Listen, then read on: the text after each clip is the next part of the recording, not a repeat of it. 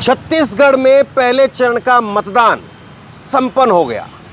20 सीटों के ऊपर आज पहले चरण का मतदान था, संपन्न हो गया। और इसके साथ साथ मिजोरम के अंदर भी आज ही वोट डाले गए हैं। और मिजोरम के अंदर पहले ही एक ही चरण का वहां पर चुनाव था और वो भी संपन्न हो गया है। इन 20 सीटों के ऊपर छत्तीसगढ़ में जहां पर हम मौजूद रहे, कुछ सीटों के ऊपर अलग अलग जगह पर गए, वहां पर क्या कुछ दिखा?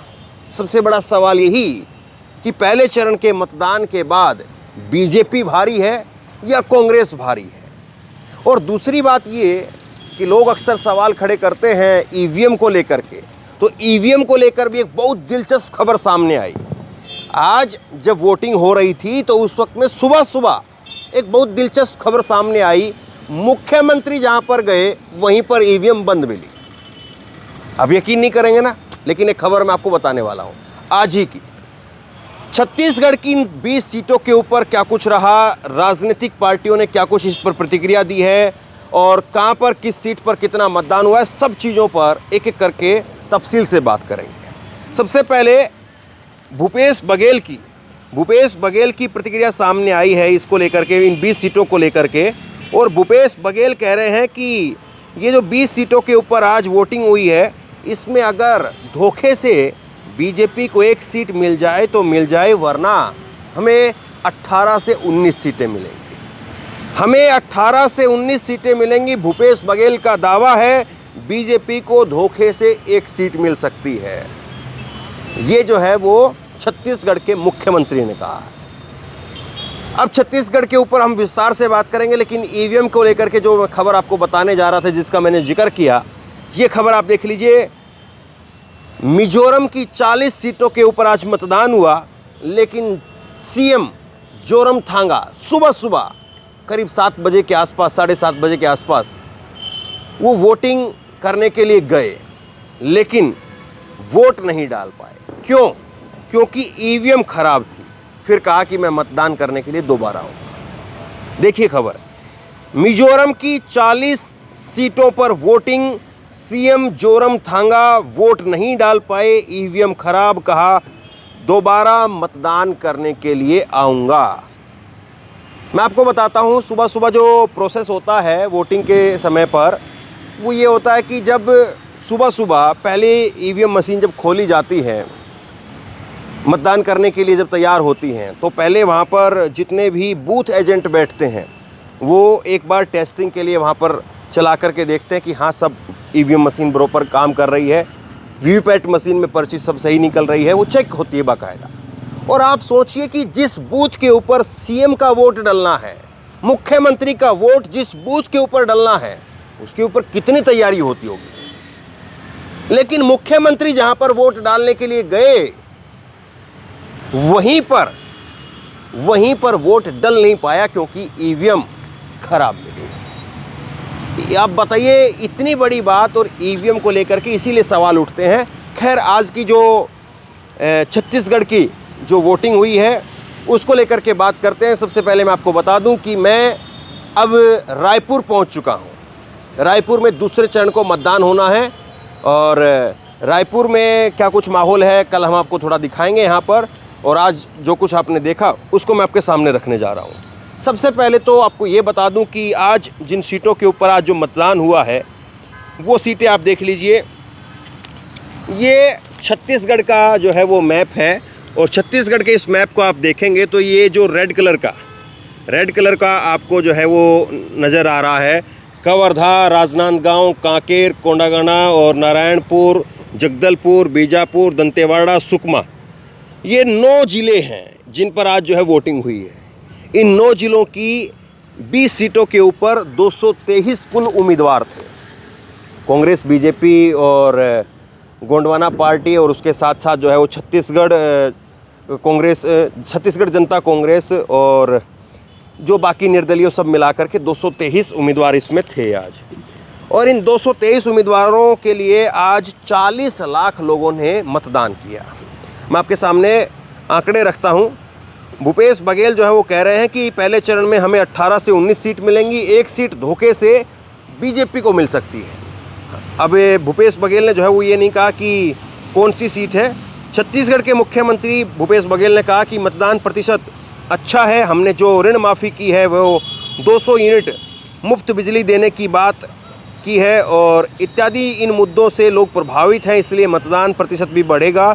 वोटर भी बढ़ चढ़ करके हिस्सा ले रहे हैं। हमें 18 से 19 सीट मिलेंगी, एक सीट धोखे से बीजेपी को मिल सकती है। छत्तीसगढ़ के मुख्यमंत्री भूपेश बघेल ने कहा कि हमारे 5 साल के काम के कारण नक्सलवाद पीछे हट गया। हमें पहले सड़क के किनारे मतदान केंद्र थे, अब गाँव के अंदर मतदान केंद्र बनाए गए हैं। अपने ही गांव में लोग अब मतदान कर सकेंगे, ये जो है भूपेश बघेल ने कहा है। अब जरा देखिए, जो चुनाव आयोग का जो अभी डाटा सामने आया शाम को 5 बजे तक, तो बताता है कि 70% से ज़्यादा का मतदान हुआ है। 70% से ज़्यादा का मतदान हुआ है, जिसमें पंडरिया में 71% का मतदान हुआ है, कवर्धा में 72%, खैरागढ़, छुई खदान, गंडई इनके अंदर जो है वो 76%, डोंगरगांव में 70%, राजनांदगांव में 74%। इसी तरह से जो है वो सबसे ज़्यादा जो अगर मतदान हुआ है तो वो हुआ है भानु प्रतापपुर में 79.10, यानी करीब 80% मतदान हुआ है। और सबसे कम मतदान हुआ है तो वो जापुर में हुआ है, 40% मतदान हुआ है। कोंटा में जो है इसके साथ साथ जो है वो 50% मतदान हुआ है। तो कुल मिलाकर के ये तो आंकड़े हैं, जो आंकड़े मैंने आपके सामने रखे। अब जो है कुछ बातें ऐसी जो ऑफ द रिकॉर्ड जब बात करते हैं लोगों से, ऑफ द कैमरा जब बात करते हैं लोगों से, तब समझ में आता है।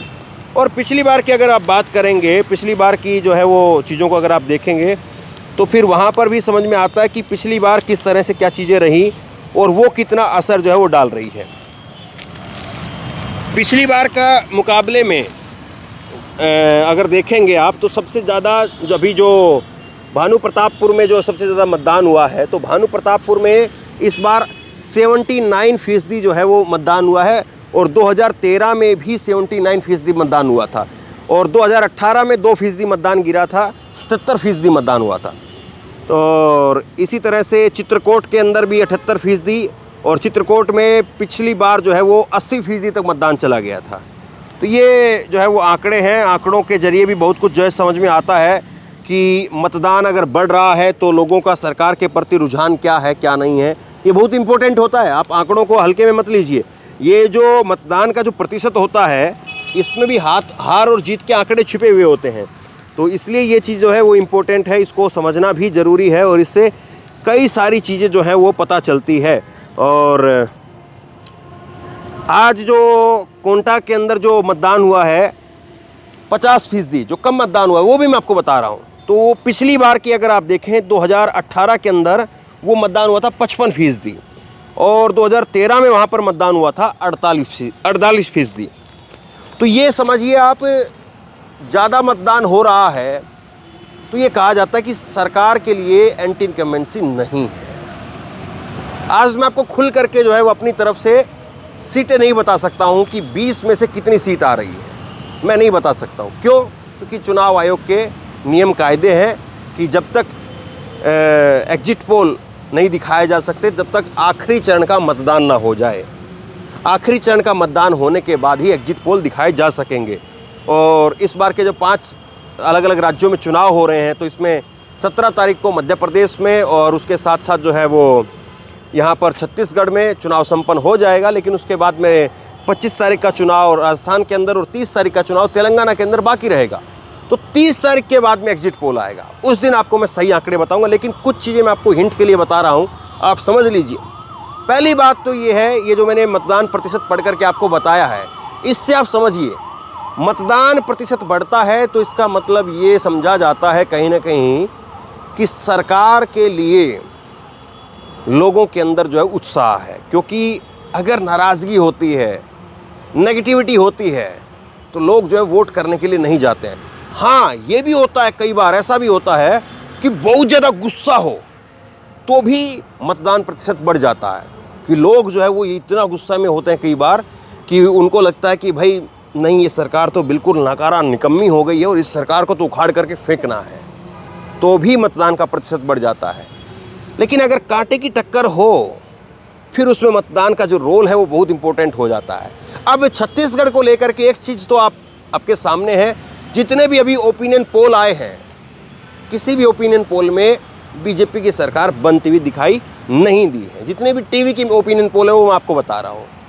तो कुल मिलाकर के आप समझ रहे होंगे कि तस्वीर किस तरफ जा रही है। एक सीट जो भूपेश बघेल कह रहे हैं कि एक सीट वो धोखे से मिल सकती है, मुझे लगता है कि उनका इशारा शायद राजनांदगांव की तरफ है। लेकिन इतना मैं कह सकता हूँ, अभी बिल्कुल फाइनल आपको नहीं बताऊँगा, इतना मैं ज़रूर कह सकता हूँ, राजनांदगांव में हम लोग थे और राजनांदगांव की बाकायदा विस्तार से हमने जो है वहाँ पर रिपोर्टिंग की और लोगों से खुल करके बात की, जिसको कहते हैं खुल करके निष्पक्ष तौर पर बात करना। पोलिंग बूथ था और पोलिंग बूथ से जो लोग निकल करके आ रहे थे, रिक्शा में कोई आ रहा है, कोई मोटरसाइकिल पर जा रहा है, कोई गाड़ी में आ रहा है, सबसे वहाँ पर बात की। और आज के दिन जो है मैं बहुत लंबी चौड़ी बातें नहीं करता हूँ कि क्यों कर रहे हैं, क्या कर रहे हैं, फलां फलां फलां फलां, जिस तरह से हम लोग बाकी के दिन जो है बात करते तो खूब वोटर से कुरिद करके सवाल पूछते हैं। लेकिन आज जो है वो कोशिश यही रहती कि ज़्यादा से ज़्यादा लोगों से बात की जाए। एक जगह जाए तो कम से कम 150 लोगों से बात हो, और 150 लोगों से जब बात होगी तो फिर अपने आप तस्वीर जो साफ हो जाती है। राजनांदगांव के अंदर भी रमन सिंह की सरकार के ऊपर भी लोग बहुत सारे ऐसे थे जो खुल करके कांग्रेस के लिए बोल रहे थे।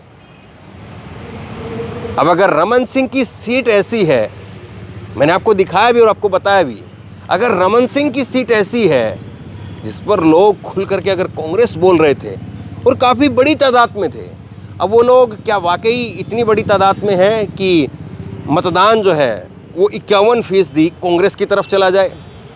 क्योंकि 80% के आसपास जो है वो 77% के आसपास जो है मतदान हुआ है राजनांदगांव के अंदर भी। तो फिर उसके अंदर जो है आप ये मान करके चलिए कि 40% के आसपास जिसके तरफ जो है मतदान चला जाएगा, तो फिर उसकी जो है वो विजय हो जाएगी। अगर ये आंकड़ा जो है पिछली बार का अगर मैं बताऊं आपको राजनांदगांव का ही, तो पिछली बार रमन सिंह को 80,000 के करीब वोट मिले थे। और पिछली बार जो है रमन सिंह के सामने उम्मीदवार थी अटल बिहारी वाजपेयी जी की भतीजी करुणा शुक्ला, और उनको 63,000 मतदान मिले थे, 63,000 वोट मिले थे। तो करीब 17,000 की ही लीड रमन सिंह जी के पास बची थी। और करुणा शुक्ला जो है वो कोई ऐसी नहीं थी कि कोई बहुत जो है वो ज़मीन से जुड़ी हुई बहुत एक क्राउड पुलर जो है वो चेहरा थी। हालांकि एक दुखद खबर यही है कि करुणा शुक्ला जो है इस बार के चुनाव में ना तो पार्टिसिपेट कर पाई, और करुणा शुक्ला का जो है वो निधन हो गया, तो वो इस दुनिया में है ही नहीं। इस बार जो है हालांकि वैसे अच्छी लीडर थी, और पिछले साल की अगर बात करें 2018 की बात करें, तो जब पहले चरण का मतदान हुआ था तो उसके बाद में, जैसे मैं आपको अभी इस वक्त में खबर बता रहा हूँ, मैंने पिछले साल इसी समय पर जो है वो करुणा शुक्ला का इंटरव्यू किया था, और उस वक्त भी वो काफ़ी जो है कॉन्फिडेंट नज़र आ रही थी। और जाहिर सी बात है उनके आंकड़ों में दिखा भी। मुख्यमंत्री की सीट पर जा कर के आप 63,000 वोट ले आएँ, और वो भी कोई ज़मीनी नेता ऐसे नहीं कि हाँ वहाँ पर कोई बहुत ज़्यादा काम किया है, लोगों के बीच में रही हो, सालों साल से वहाँ पर लोगों के बीच में एक पहचान है, ऐसा बिल्कुल नहीं था। करुणा शुक्ला का एक अपना बड़ा नाम था, लेकिन ज़मीनी तौर पर उनकी पहचान नहीं थी। और इस बार जो है गिरीश देवांगन को जो है वो कांग्रेस पार्टी ने उतारा है। वो वहाँ के राजनांदगांव के भांजे हैं। तो अब ये सारे समीकरण कहाँ पर किस तरह से जो है जा कर के बैठते हैं, आखिरी में पलड़ा किसका भारी रहता है, ये सारी चीज़ों को आप जोड़ करके आप देखिए। क्योंकि अभी मैंने कहा कि हमारी भी कुछ बंदिशें हैं, और बाकी कौन कितना जो है वो सम्मान करता है नहीं करता है, बाकी कौन कितना कानून को मानता है नहीं मानता है, मालूम नहीं। लेकिन मैं ज़रूर जो है कानून को और नियम कायदे जो है उनका सम्मान करने वाला, और मुझे लगता है कि उस दायरे के अंदर रहकर भी हम बहुत कुछ बातें कर सकते हैं। तो बहरहाल आज छत्तीसगढ़ के अंदर मतदान में जो कुछ हुआ वो मैंने आपको दिखाया, कोशिश की अलग अलग जगह पर जा पाएँ और अलग अलग लोगों से बात करें। जितनी जगह पर हम लोग गए वहाँ पर लोगों से बात की, वो आपके सामने रहा।